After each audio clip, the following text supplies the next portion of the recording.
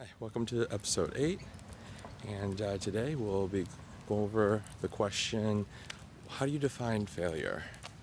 And was I was talking to our head of sales, Jamie, and he said one of his uh, uh, best questions he's been ever asked was, how do you define failure? And for me, as a business owner, as a entrepreneur, looking at defining failure, failure is what helps me become who I am today.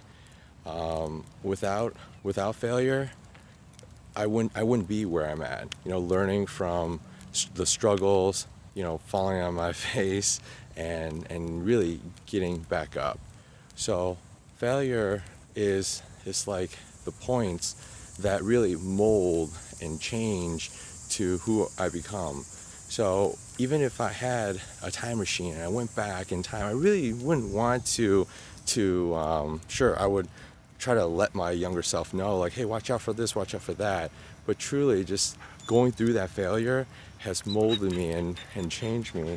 Hey, Sophie, has molded me to who I am today. I've made bad decisions from spending too much money here, or starting areas that just didn't work out. Just making bad calls. But because of making those bad calls, now I know better, right?